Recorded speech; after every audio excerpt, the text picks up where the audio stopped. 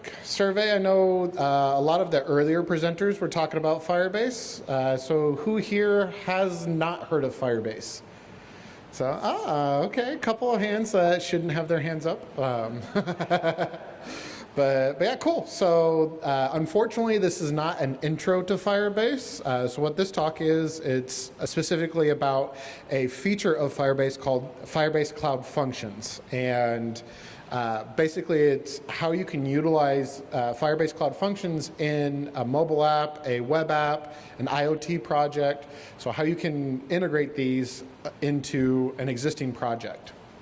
And basically what they are and why you would think to use them. But to kick it off, if that works, there it goes. Cool. As Eva mentioned, I am Kyle Paul. Prior to joining Google, I was part of a GDG out of Kansas City, and I was also a Google developer expert in Firebase, Angular, and Google Assistant. So I speak about all three, but Firebase is kind of the top one that I speak about. It's quite a hot topic.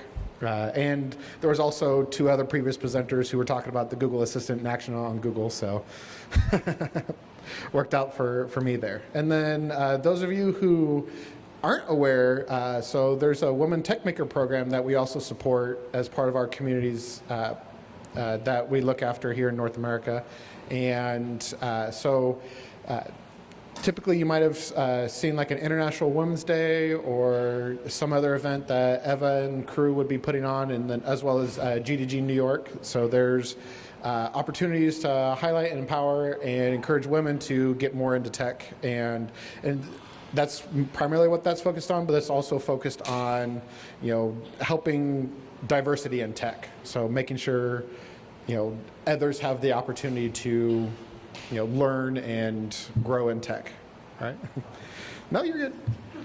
And so now I'm at Google. I am the North America regional lead, and basically what that means is I fly everywhere in US and Canada talking to wonderful developers like yourselves. And so I never sleep. But yeah, so this is me on the Twitterverse. So if you want to take a photo, tweet me, at me. I'd love to answer questions, love to hear about your developer journeys and stuff like that. I will have this up later in my slides as well. But as, since I'm all the way out here from California, to make sure my boss believes that I'm out here, do you mind if I take a photo of all of you? So that way I can prove that I was here in the Bronx and not just out here partying and drinking beer with all of you. So I'm going to do a quick selfie with all of you. So thumbs up, wave, show that they're real people. All right, 1, 2, 3. Woo. Yeah, sweet. It's the wide angle selfie too, so I only needed one. Cool.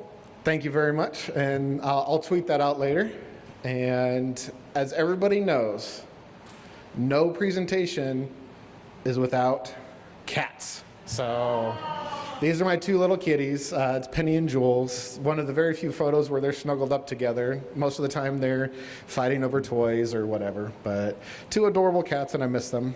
But yeah, so I had to have my fluff balls as part of the talk. Cool. And so the reason why we're here, so this is kind of a rundown of what we are talking about today. So what are cloud functions to begin with? And then why cloud functions? Why do we need them? Why do we want to use them? Why should you use them? And then we're going to do a little dive into features like what can you do with Firebase Cloud Functions. And then I'm going to step through some use cases to kind of show you examples on the power and what you can build with these. So I know the audience has moved around since the talks this morning. Who here would classify themselves as a web developer? So that's either front end, back end, all that. So we're down to 2 in the, 3, okay. Okay, we're just, some hands slowly popping up. Okay, if you're unsure what developer you are. All right, there we go. All right, how many IoT developers would we say? So Internet of Things. So I got some half hands popping up. All right, and then mobile developers. So Android, iOS, Flutter, hybrid apps. Okay, so the rest of you are hobbyists. Is that how you would classify yourselves, probably, or what's one that I'm missing? Shout it out at me.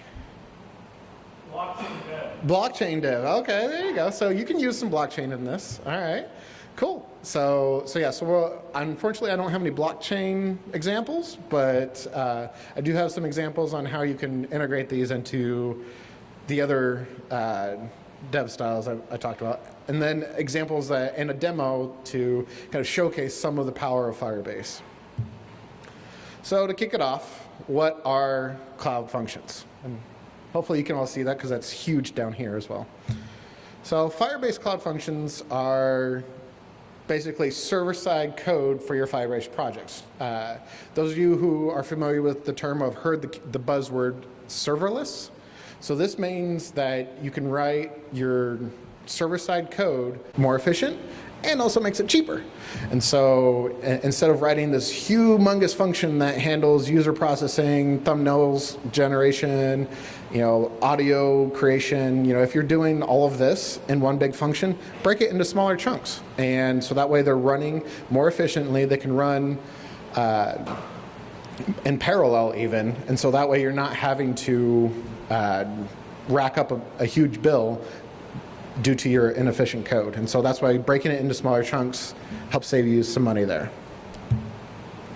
All right, and the slide I promised you. So by default, it sets it up as a Node.js. Oh, I'm missing a space there, it looks like. So it's a Node 8 runtime. 10 is beta currently. So if you want to test that out, I wouldn't necessarily suggest in a production app just yet, but it uses a Node 8 runtime.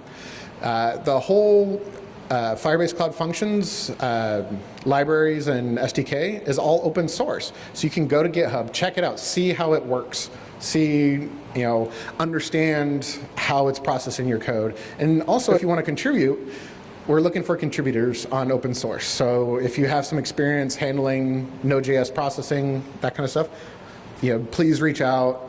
Everything's on GitHub, so there's all kinds of opportunities there. And then, as I mentioned, all the commands execute in parallel, so that way, it makes it fast, efficient. It also happens concurrently, so that way, if Hendrix logs in, Eva logs in, and I log in, all at the same exact time, it's going to handle all three of those as 3 separate instances. It's all running the same function, but it's 3 separate instances of that function happening at the same exact time, and it can handle that. And then there are callbacks that can signal completion or failure. It has that built into the SDKs. The other thing is that it also supports TypeScript, which is a huge, and that's as of last year, if I recall correctly, that they added TypeScript support. So if you're into using more the future-forward JavaScript style of TypeScript, it does support that now, as well as image magic. So those of you who like playing with images on the back end, you don't have to write it in PHP anymore or Java anymore. It's also supported in Node using the Firebase Cloud Functions. Whoops. If you want to generate thumbnails or do image manipulation, overlays, all kinds of fun stuff like that are capable now. Some fun use cases. So hopefully that kind of set the stage a little bit on what a Firebase Cloud Function is, but here's really to visualize how it works.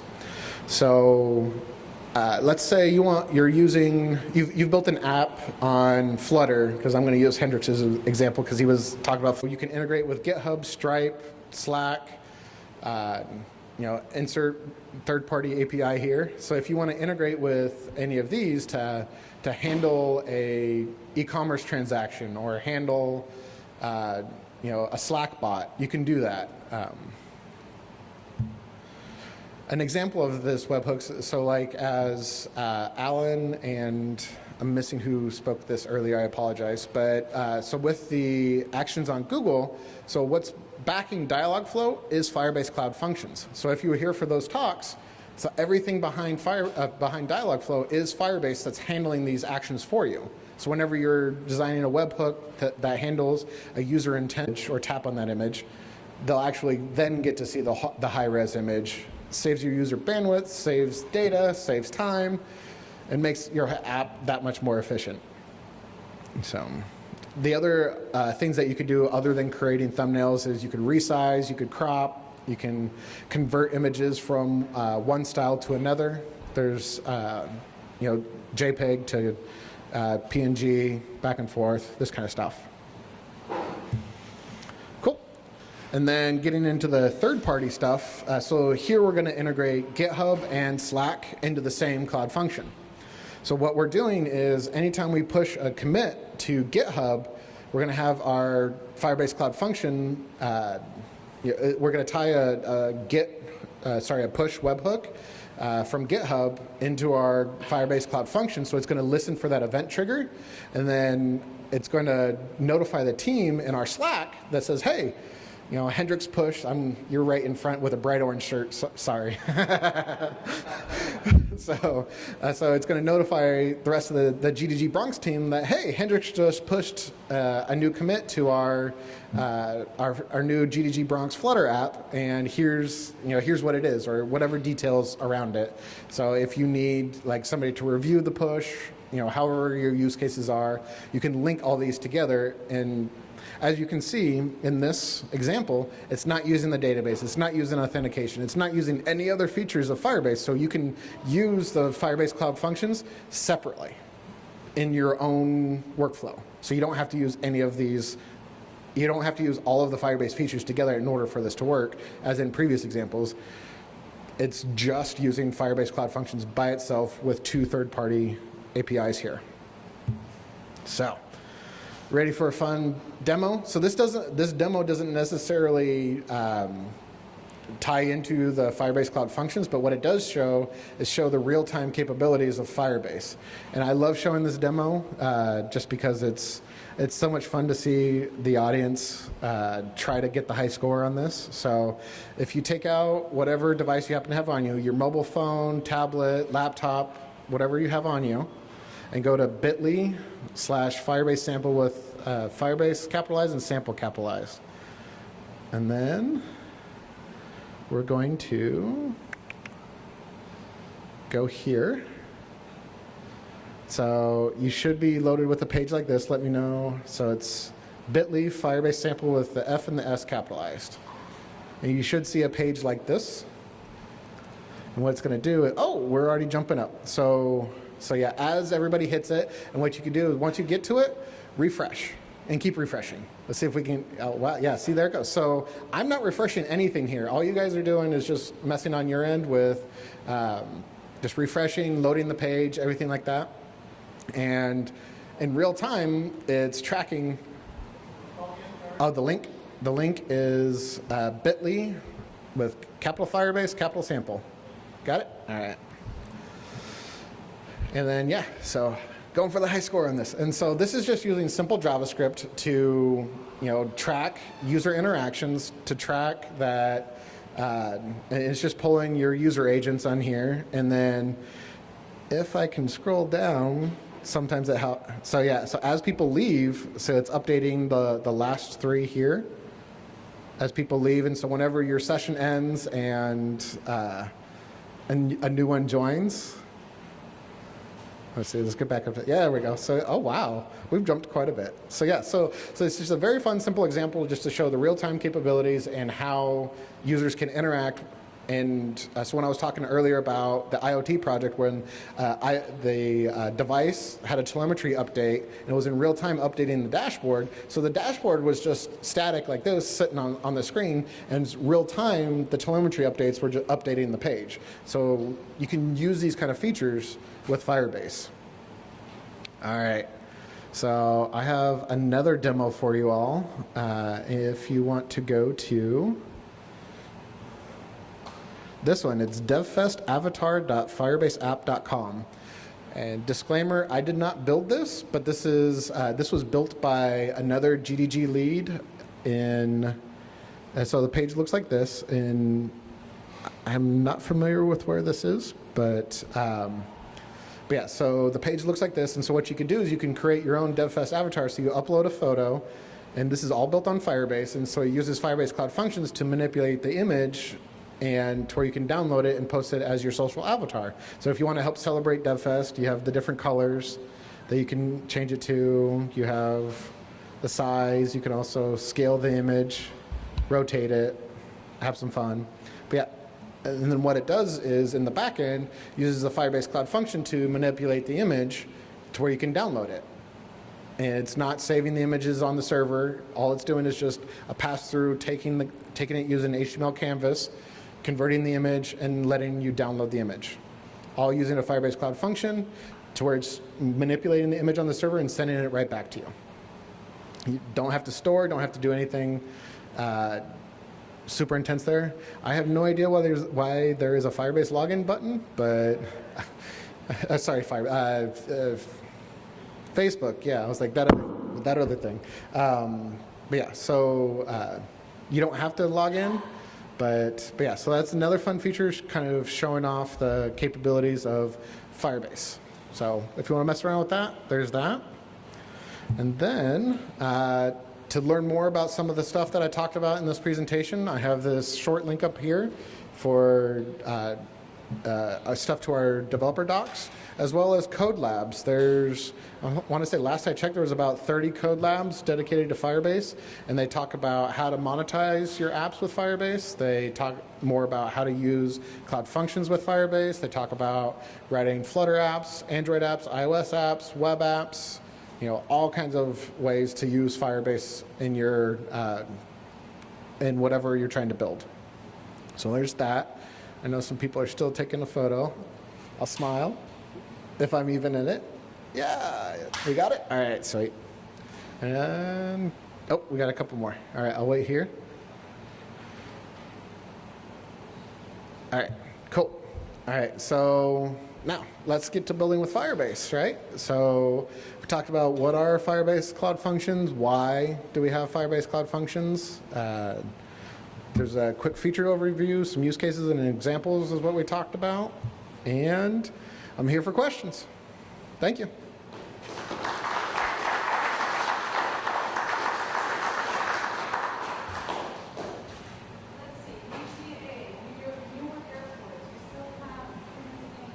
I still have a couple minutes? All right, sweet. I do? All right, so if there's any questions while I'm here, otherwise I'm heading to the airport. Yes, sir. You talked about, is this connected in a way to like home jobs? Like, is there Firebase connected? If there is, how kind of thing? Gotcha. So the question was, how is this like a cron job? And so, If you could create like home jobs. oh, if you can. Trigger the function. Yes. So, yes, there's a way. It's not fully pretty to do it, but there is a way to make it act like a cron job to run a process, but that's not necessarily how it was designed. It's because it's an event-driven process to be triggered to run a process in real time with whatever it was asked to do. There is a way to run it as, like a cron job, and they've made a more official, it's like a scheduled task is kind of how they've set it up. There's another way that you can do it that I've done it in the past, where you create an app engine cron job that triggers the Firebase Cloud Function.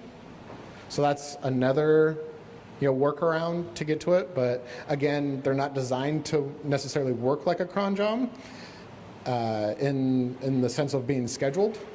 They're designed to be event-driven, so triggered. So good question, though. Cool. Any others? Oh, either one. Who's ever first? Fight over it.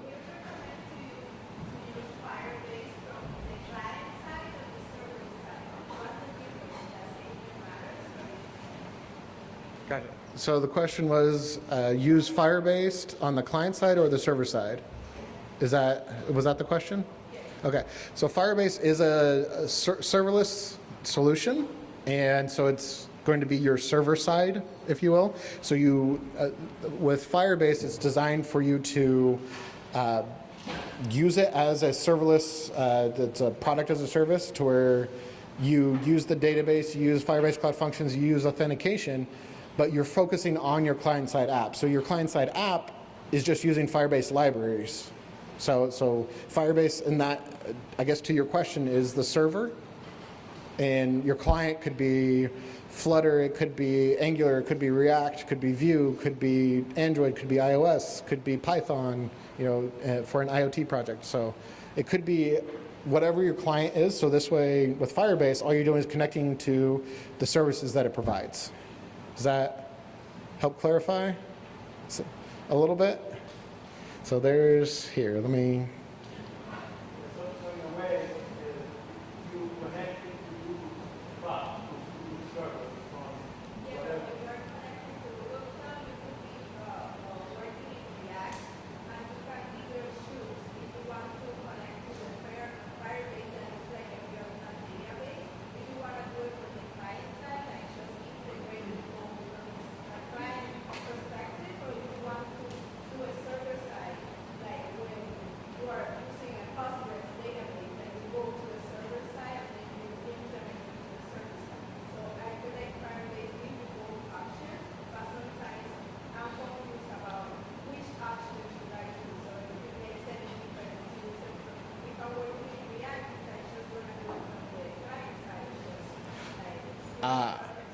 Okay, I think I am getting your question now. So with React, so what you do is you use Firebase library. So you would use the Fire React library to integrate that into your React app. And then from there, it gives you access to the features of authentication, database, storage, functions, these kind of features. And then, so that's on your client side, you have access to these things, but everything's happening in the cloud.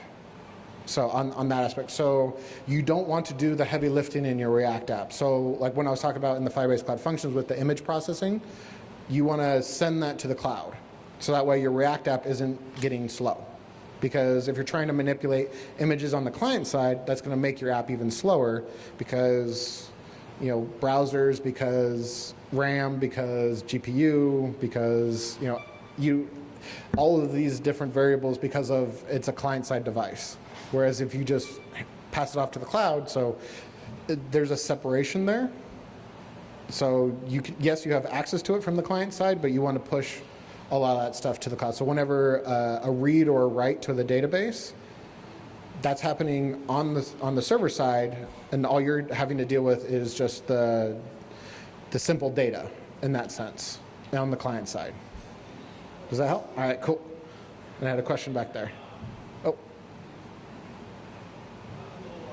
I can't hear you.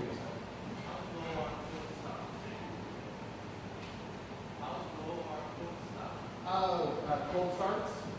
So the question was cold starts. And so that is, I don't remember the exact time, milliseconds on that, but I know typically on a cold start for the first time a function runs, it's milliseconds.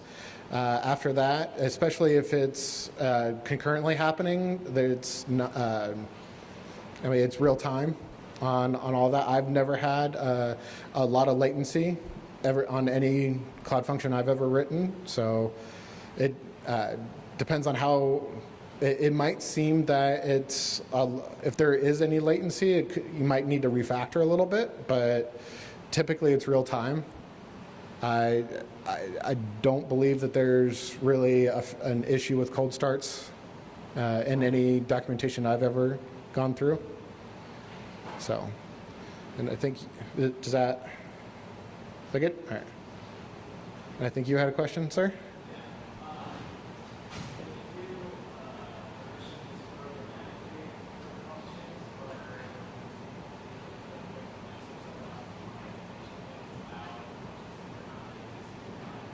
Gotcha. Yes. So the question is permissions or authentication on a Firebase Cloud function, right? All right. So by default, it can only run from the console itself. It can only be triggered by the app itself, unless you give it some API key credentials.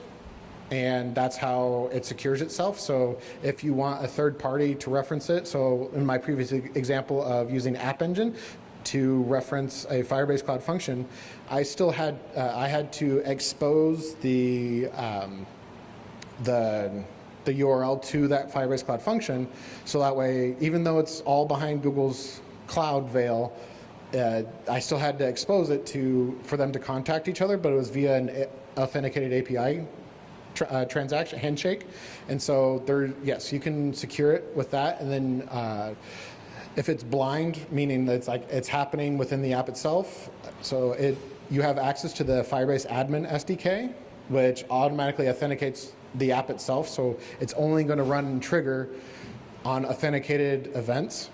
And then you can also have it set to only run if it's an authenticated user, for example. So you can write a reference to if the user's logged in, then run this function. So you can have it test against that as well. So if it's a logged in user, if it's a user that's used a Google sign in, for example, versus a Facebook sign in, so you can set that up as well.